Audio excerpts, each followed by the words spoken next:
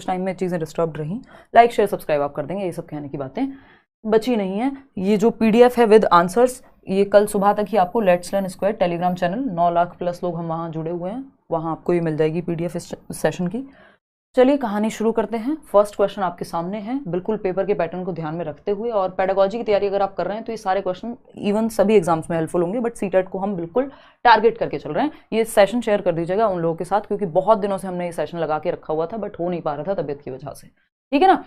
कोई बात नहीं, देर आए दुरुस्त आई वाली बात है। क्वेश्चन का आप जवाब दीजिए, एक एक क्वेश्चन बहुत सोच समझ के आपके सामने आएगा।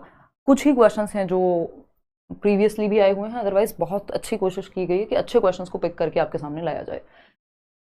चलिए बताएंगे क्या हुआ था अनन्या। क्वेश्चन नंबर 1 है, कंस्ट्रक्टिविस्ट क्लासरूम इज, रचनावादी कक्षा है। रचनावादी, पूरा आपका सिलेबस रचनावाद पे बेस्ड है, चाहे वो NCF हो, आपकी नेशनल एजुकेशन पॉलिसी हो, बहुत सारे प्रिंसिपल्स हैं रचनावाद के जिनको फॉलो करती है। रचनावाद बेसिकली बच्चा कंस्ट्रक्ट करे नॉलेज को एक्टिवली। रचनावादी भी हम 2 प्रकार के पढ़ते हैं, एक रेडिकल कंस्ट्रक्टिविस्ट जो प्याजे हैं और दूसरे हैं वाइगोस्की। ये देखने में आसान लगेगा, इसमें गलती बहुत लोग करेंगे, है ना। तो अगर मैं बात करूं कंस्ट्रक्टिविस्ट जो क्लासरूम है, यानी जहां ज्ञान की रचना होनी चाहिए, वो किस पे फोकस्ड होगा? एक्टिविटी यानी गतिविधि केंद्रित होगा, स्टूडेंट फोकस्ड यानी छात्र केंद्रित होगा, या क्वेश्चन फोकस्ड यानी प्रश्न केंद्रित होगा, या फिर टीचर फोकस्ड यानी शिक्षक पे केंद्रित होगा। अब आपको इतना तो पता है कि रचनावाद है तो टीचर पे फोकस्ड तो नहीं होगा, सिर्फ क्वेश्चन पे फोकस्ड तो नहीं होगा, फिर या तो एक्टिविटी फोकस्ड है या स्टूडेंट फोकस्ड है। इसमें कई लोग जो हैं कंफ्यूज रहते हैं, और इसमें मैं देखना भी चाहूंगी कि आप लोग कितने % लोग A और कितने % B, यहाँ मैं देख नहीं पा रही हूँ। ठीक है, 47% लोग कह रहे हैं ये जवाब है, और 51% लोग कह रहे हैं ये जवाब है। बाकी के अदर्स इनको तो हम हटा ही देंगे, ठीक है ना। तो अब यहाँ पे थोड़ा सा पेशेंस के साथ समझिए, ये सेशन आपकी पूरी तैयारी को एक साथ रिवाइज करा के और बिल्कुल आपको तैयार करा देगा CDP में, खास तौर पे बहुत इंपॉर्टेंट है। जल्दी नहीं करनी है, जल्दबाजी नहीं करनी है, बेसिकली जल्दी थोड़ी बहुत कर लेंगे। देखो आप लोग कह रहे हैं कि ये स्टूडेंट फोकस्ड होना चाहिए 47% लोग, गतिविधि केंद्रित होना चाहिए ऐसा 51% लोग कह रहे हैं।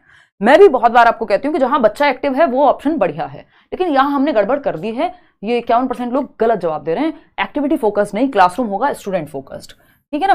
क्लासरूम होगा स्टूडेंट फोकस्ड। अगर बच्चा फोकस्ड है, बच्चा फोकस में है, सेंटर में है बच्चा, तो एक्टिविटी अपने आप होगी, क्योंकि बच्चे का नेचर ही एक्टिविटी करना, ठीक है ना। तो छात्र केंद्रित क्लासरूम होगा, क्योंकि ये जो रचनावाद है ये प्रोग्रेसिव एजुकेशन। एक क्वेश्चन और 2018 में इस तरह का आया था, इवन आई थिंक 19 या 18 में, और बहुत सारे टीचर्स ने गलत भी बताया था कि वो क्वेश्चन ये था कि प्रोग्रेसिव एजुकेशन जो प्रगतिशील शिक्षा या चाइल्ड सेंटर्ड एजुकेशन जो बाल केंद्रित शिक्षा है, वो एक्टिविटी सेंटर्ड क्लासरूम होती है या चाइल्ड सेंटर्ड या स्टूडेंट सेंटर्ड होती है। तो उसमें भी लोगों ने एक्टिविटी सेंटर्ड कह दिया था, जबकि उसका जो सही आंसर था ऑफिशियली भी और वैसे भी जो होना चाहिए वो यही था कि स्टूडेंट सेंटर्ड होनी चाहिए क्लासरूम। बच्चे को अगर हम ध्यान में रखेंगे तो बच्चे के हिसाब से एक्टिविटी प्लान होगी, ये नहीं है कि एक्टिविटी के हिसाब से बच्चा प्लान हो जाएगा। एक्टिविटी तो एक टीचर सेंटर्ड क्लासरूम में भी होती है, समझ रहे हो। जहां टीचर की चल रही है, जो पारंपरिक क्लासरूम है टीचर सेंटर्ड, वहां पे भी एक्टिविटीज तो होती ही है। लेक्चर मेथड में भी कुछ तो एक्टिविटी आप करा सकते हो, अपनी मर्जी से टीचर एक्टिविटी करा सकता है, लेकिन क्या कोई भी एक्टिविटी फोकस में हो तो चल जाएगा? नहीं, बच्चे को सेंटर में रख के जो एक्टिविटी होगी वो सही जवाब है। अगर यहां स्टूडेंट फोकस्ड होता ही नहीं तो हमें मजबूरन एक्टिविटी के साथ जाना पड़ता। तो यहां पे जो जवाब है वो छात्र केंद्रित होगा, चाहे यहां पे चाइल्ड सेंटर्ड एजुकेशन लिखा होता, प्रोग्रेसिव एजुकेशन लिखा होता, कंस्ट्रक्टिविज्म लिखा है। बेसिकली बच्चा सेंटर में होगा और बच्चे के हिसाब से एक्टिविटीज होंगी। ऐसा नहीं, एक्टिविटी तो दोनों ही क्लास में होती हैं।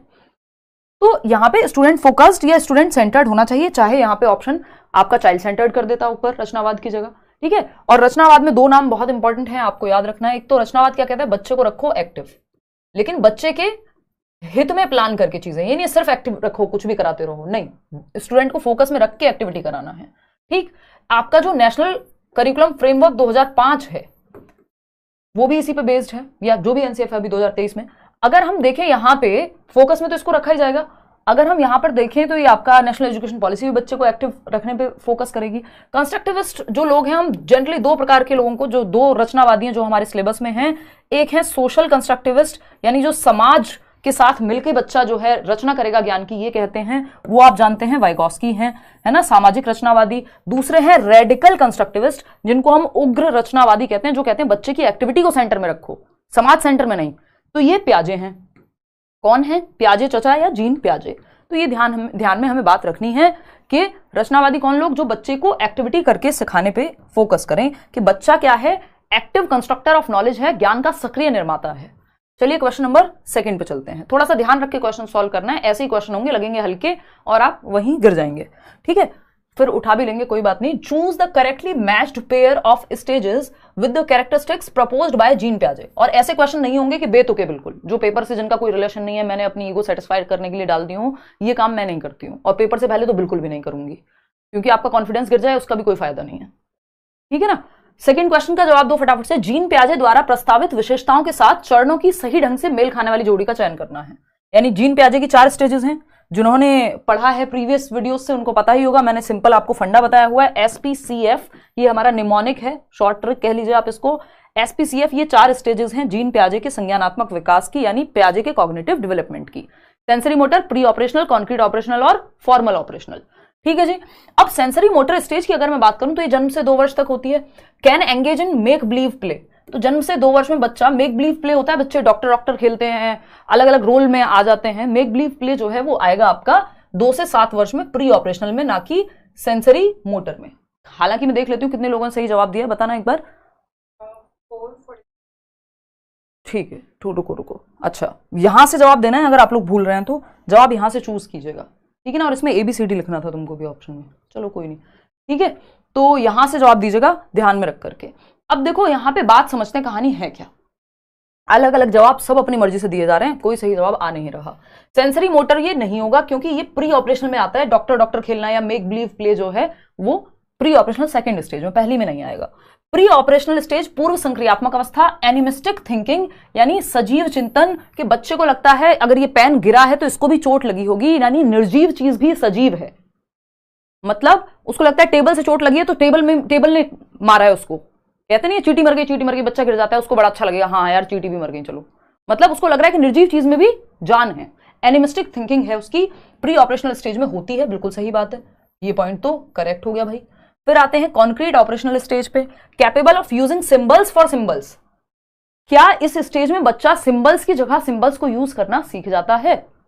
इसी बार के पेपर में पूछा हुआ था इसी भाषा में, और आप लोग लुढ़क जा रहे हैं इस वाले क्वेश्चन में। Capable of using symbols for symbols, इसका मतलब है एब्स्ट्रैक्ट थिंकिंग कर पाएगा, सिंबल को सिंबल की जगह रख करके देख पाएगा। अमूर्त चिंतन नहीं भाई, सिंबल्स यूज करना पहली बार सीख जाता है प्री ऑपरेशनल में 2 से 7 में, लेकिन सिंबल्स को सिंबल्स की जगह पे रख के देखना वो 11+ ईयर्स में सीखेगा। फॉर्मल ऑपरेशनल के लिए होता है, ये बात सही, यहां पे ये गलत हो गया है ना। यूजिंग सिंबल्स फॉर सिंबल्स का मतलब है, क्वेश्चन पेपर में पूछा भी गया था इस बार भी, अगर आपको याद हो तो मैं बता भी देती हूं, 1 मिनट रुकना, कि अगर हम बात करें यहां पर, देखना एक बार, अगर हम बात करें, मैं वो पेंसिल देख रही थी, using symbols for symbols, symbols for symbols, symbols for symbols, symbols क्या होते हैं? ABCD या कुछ भी सिंबल हो सकता है भाई। सिंबल्स फॉर सिंबल्स में क्या होगा?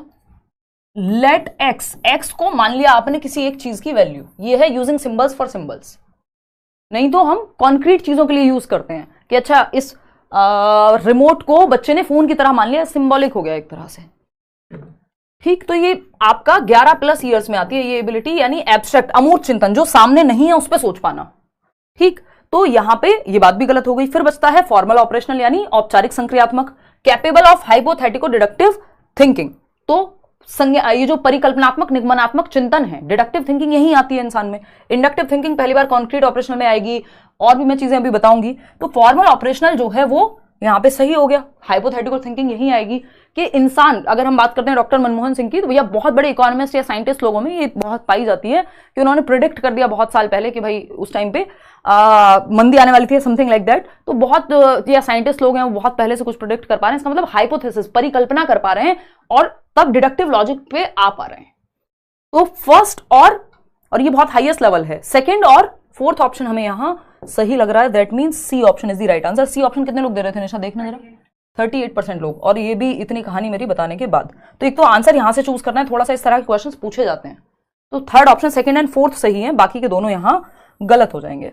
अच्छा, 1-2 चीजें और हैं जो मैं आपको एक्स्ट्रा में बता देती हूँ फटाफट से, जो आपकी कॉन्क्रीट ऑपरेशनल स्टेज है जो थर्ड स्टेज है, ये मैंने प्याजे पे अलग से क्वेश्चन इस बार भी कराए हुए हैं अगर आपने देखा होगा। कॉन्क्रीट ऑपरेशनल 7 से 11, मूर्त संक्रियात्मक अवस्था, कॉन्क्रीट चीजें, जो चीजें सामने हैं उन पे लॉजिक आ जाता है, यानी जिन चीजों को टच और फील कर सकता है बच्चा उनके बारे में लॉजिक आ जाएगा, है ना। अभी अमूर्त